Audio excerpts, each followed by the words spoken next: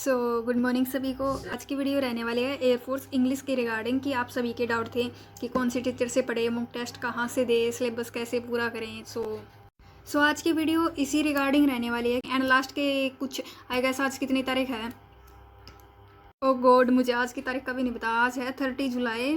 तो देखो अब आपके एग्ज़ाम में ज़्यादा दिन नहीं बचे हैं। आपका एग्ज़ाम है 23 सितंबर को। देखो 50-55 दिन ही बचे हैं। लाइक लास्ट में तो आपको रिवीजन भी करना होता है सिलेबस के, आप एंड मोमेंट तक नहीं कर सकते। सो दिन में एयरफोर्स का एग्ज़ाम क्लियर हो सकता है। तो मैं कहूँगी बिल्कुल आराम से हो सकता है। एंड मैं गारंटी लेती हूँ अगर तुम्हारे इंग्लिश में 15+ नहीं आए तो मुझे आके कुछ भी कह देना कमेंट में। वैसे मैं किसी की सुनती तो नहीं हूँ, फिर भी आप जो मन में आए वो कह देना अगर तुम्हारे स्कोर नहीं आए। लेकिन तुमको ये फॉलो करना पड़ेगा। अगर तुमने ये फॉलो ही नहीं किया एंड बाद में आके मुझे कहोगे कि मेरा ये स्कोर इंक्रीज नहीं हो रहा, तो उसमें मैं कुछ नहीं कर सकती। पढ़ना तो आपको खुद पड़ेगा। मैं आपको पढ़ा थोड़ी ना सकती हूँ, लाइक पढ़ा भी सकती हूँ अगर कोई टॉपिक आपको पूछना हो तो, लेकिन पढ़ना तो खुद से ही पड़ेगा। सो सबसे पहले बात करते हैं कि कौन से टीचर से पढ़ें एंड कौन सा बेस्ट टीचर है। देखो किसी को किसी का समझ में आता है, किसी को किसी का समझ में आता है। टीचर सारे ही बेस्ट होते हैं। सभी टीचर अपनी तरफ से अपना 100% देने की कोशिश करते हैं, सब अच्छा ही पढ़ाते हैं।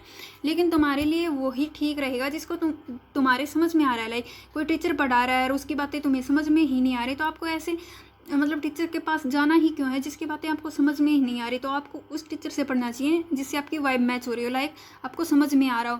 लाइक आपने कोई बैच ले लिया, आपको समझ में नहीं आ रहा है, वो 2-3 महीने तक ऐसे ही बैच चलता गया, आपके पैसे भी वेस्ट, टाइम भी वेस्ट। सो ऐसा नहीं करना है। आपको आराम से अच्छे तरीके से तैयारी एक बार ही होती है, एक बार ही आराम से प्रिपरेशन कर लेना अच्छे तरीके से।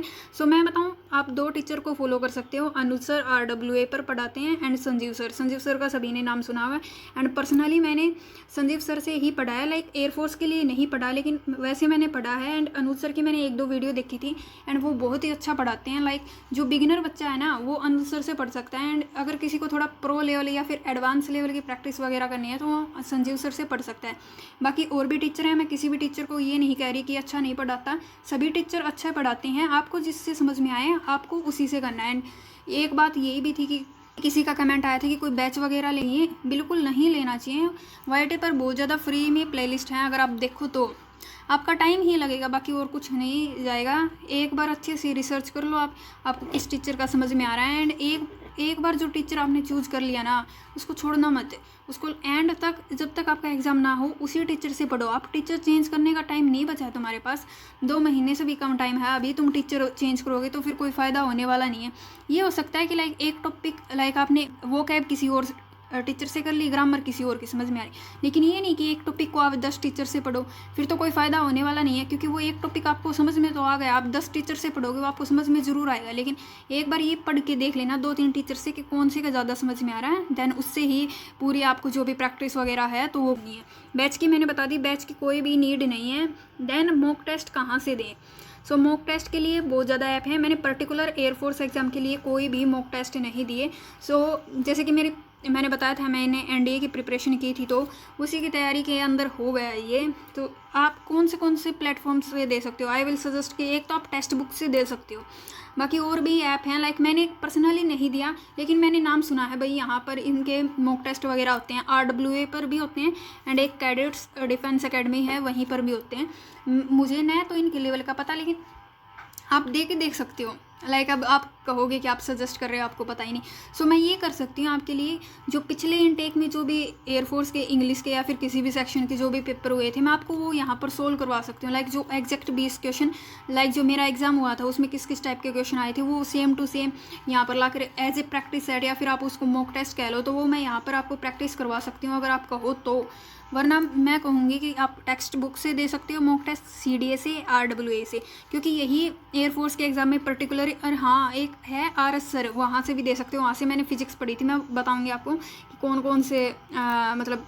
कौन सा सब्जेक्ट आपको कहाँ से पढ़ना चाहिए। वैसे तो जहाँ से आपको अच्छा लगे वहीं से पढ़ो, मेरी क्यों माननी है आपको, अब तो अपनी मन की ही करना। सो जो भी आपको जहाँ से भी अच्छा लगे वहीं से पढ़ लेना, लेकिन मैं तो सजेस्ट ही कर सकती हूँ। बैच की कोई भी नीड नहीं है। टीचर मैंने बता दिया जिसको समझ में आई। और मैंने कहाँ से पढ़ा, तो मैंने बता दिया कि मैंने संजीव सर से, मतलब पर्टिकुलरली नहीं पढ़ा, लेकिन ये है कि बस एयरफोर्स एग्ज़ाम के लिए नहीं पढ़ा, बाकी और एग्ज़ाम के लिए मैंने संजीव सर से पढ़ा है।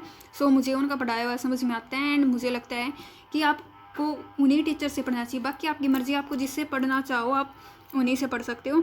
सभी टीचर अच्छे हैं, सभी अपने फील्ड में अच्छा काम कर रहे हैं। सो ये मॉक टेस्ट वाली बात बताना कि क्या मुझे वो वैसे प्रैक्टिस सेट बनाने चाहिए लाइक जो आपका मार्च में एग्ज़ाम हुआ था same as it is. And mock test कब दें? सो आपका सिलेबस जब 50% हो जाए ना, तब आपको मॉक टेस्ट स्टार्ट कर देने हैं। अब मैं ये भी बताऊंगी स्ट्रेटजी में ये आपको कैसे पढ़ना है ये इंग्लिश का। एंड सिलेबस का कंप्लीट करें, साथ साथ प्रैक्टिस करें। तो मेरा मानना है कि पहले आप सिलेबस कंप्लीट करें देन प्रैक्टिस करें। ऐसे नहीं कि पूरा 100% सिलेबस करने के बाद प्रैक्टिस करें, सिलेबस के साथ साथ प्रैक्टिस करें। जैसे कि मैं बताऊंगी, अब देखो सबसे पहले आपको कोई भी चैप्टर उठा लो, लाइक आपने नाउन उठा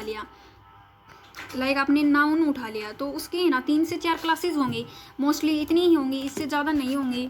इससे ज़्यादा कोई भी टीचर नहीं करवाता है इसकी क्लासेस। एंड आप ज़्यादा करोगे तो वो भी आपका टाइम वेस्ट है कि यहाँ आप अगर आप नाउन पर 15 से 20 क्लासेस ही कर रहे हो तो फिर आप फ़ायदे में नहीं रहने वाले। बाकी आपकी मर्जी है जो आपको करनी है, मैं आपको रोकने वाली नहीं हूँ, लेकिन मैं तो आपको बस गाइड कर सकती हूँ कि आपको क्या करना चाहिए या फिर क्या नहीं, क्योंकि टाइम नहीं है इतना कि आप एक नाउन के लिए आप 15 से 20 क्लासेस लो। इससे 5 क्लासेस होंगी मोस्टली, इससे ज़्यादा नहीं होंगी। तो सबसे पहले आपको क्या करना है, क्लास करनी है। लाइक आज आपने एक क्लास की, लाइक मान लीजिए आपने आज फर्स्ट लेक्चर किया नाउन का, तो उसके साथ साथ नोट्स ज़रूर बनाने हैं।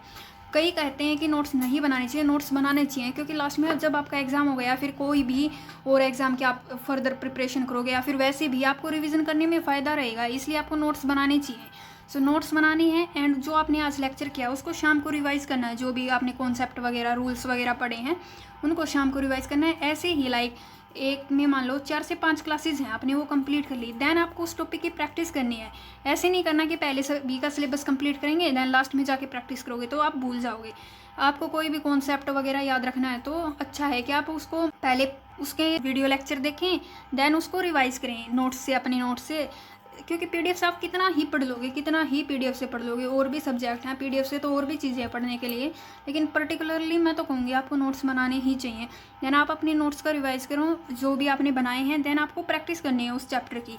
लाइक आपने 2 दिन में वो क्लासेस पूरी कर ली, देन आपको 3rd और 4th डे उसकी प्रैक्टिस करनी है। जो भी आपका मिस्टेक हुई है, लाइक इस रूल में आपको सबसे ज़्यादा दिक्कत आ रही है तो उसको अपनी नोटबुक में जाके हाईलाइट कर लें ताकि उसको बार बार रिवाइज करें। जो भी मिस्टेक होती हैं उनका या तो एसएस लेके रख लें या फिर उनको वहीं लिख लें, लाइक एक अलग से नोटबुक बना लें, उसमें लिख लें कि ये मिस्टेक है। वो मिस्टेक नोटबुक आपके काम आएगी जब आपका एग्ज़ाम होगा ना, उससे 1 महीने पहले आप उसको पढ़ोगे ना तो आपको पता चल जाएगा कि आपकी मिस्टेक कहाँ कहाँ होंगी। जो मिस्टेक आप यहाँ कर रहे हो वो वहाँ जाकर नहीं होंगी, तो आपको ऐसे ही करना है। देन आपको एक ऐसे नहीं है कि आपने एक चैप्टर किया ऐसे प्रैक्टिस की देन उसको छोड़ दिया, नहीं, उसको 7th डे पे रिवाइज करना है, then weekend like 14th day पे, देन 21st डे पे। तो आपका कॉन्सेप्ट है या फिर जो भी आपने रूल्स वगैरह पढ़े हैं वो आपके स्ट्रॉन्ग हो जाएंगे, क्योंकि रिविजन इज़ द की। कोई भी बच्चा कितना भी सिलेबस कर ले, चाहे वो 100% सिलेबस कर ले, लेकिन अगर किसी ने 50% सिलेबस किया है और उसने रिवाइज़ किया है सो देख लेना उसके ज़्यादा स्कोर अच्छा आएगा, मतलब वो ज़्यादा अच्छा परफॉर्म करेगा एग्जाम में।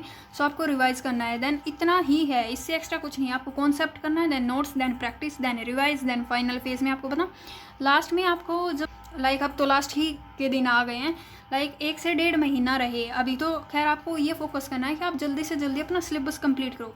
अगर किसी ने अपना सिलेबस कंप्लीट नहीं किया है तो टारगेट करो कि 70% सिलेबस तो कंप्लीट कर लो आप, क्योंकि ये कोई ऐसा हाई लेवल का एग्ज़ाम नहीं है कि आपको पूरा ही सिलेबस करना पड़ेगा। लाइक इसमें 10 से 20 टॉपिक ही लाइक 10 टॉपिक ही ऐसे हैं जिसमें मोस्टली आपके क्वेश्चन आ जाएंगे। सो मैंने वो जो पिछली वीडियो बनाई है उसमें देख लेना आप किस टॉपिक से कितने क्वेश्चन आ रहे हैं एंड उसके अकॉर्डिंग अपना सिलेबस करो। ऐसे ही नहीं कि रैंडमली तुमने ये उठाया वो उठाया देन करने लगे। सो मैं बता दूँ, सबसे पहले आपको करनी है ग्रामर एंड साथ साथ हर रोज़ एक पैसेज प्रैक्टिस करना है।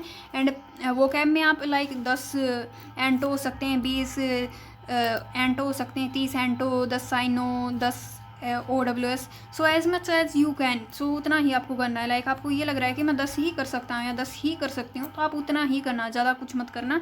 एंड टीचर मैंने बता दिए हैं, इनकी सीरीज़ वगैरह वाईटी पर भी चलते हैं। अगर आपने बैच ले रखा है तो उस बैच से पढ़िए, अगर आपने कोई बैच ले नहीं रखा तो आप वाईटी से पढ़ सकते हैं। एंड मैंने सारा बता दिया। लाइक सो सबसे पहले आपको नोट्स वगैरह बनाने मैंने बता दिया, कॉन्सेप्ट देन रिवाइज करने। लास्ट का 1 से 1.5 महीना बचेगा, लाइक 1 महीने तो आपको रेगुलर मॉक ही देने, हर रोज़ एक टेस्ट देना है इंग्लिश को। क्योंकि आप अगर है ना 30 से 40 भी मॉक टेस्ट यहाँ से दे के चले जाओगे तो वहाँ आपके अंदर फियर नहीं रहेगा एज इंग्लिश सब्जेक्ट के लिए। इसको सब्जेक्ट नहीं कहना चाहिए, लैंग्वेज कहना चाहिए, मैंने पिछली वीडियो में बताया था। लेकिन कोई बात नहीं, आप आराम से कर ले जाओगे। अगर फिर भी मेरे हिसाब से मैंने आपके सभी डाउट क्लियर कर दिए हैं इस वीडियो में। अगर फिर भी कोई डाउट रहता है किसी और चीज़ की regarding, so you can comment.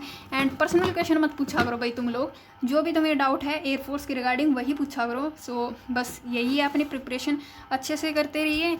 And अगर कोई भी डाउट है, नॉट पर्सनल बट प्रोफेशनल, जो भी कोई भी डाउट है, so you can comment. Thank you.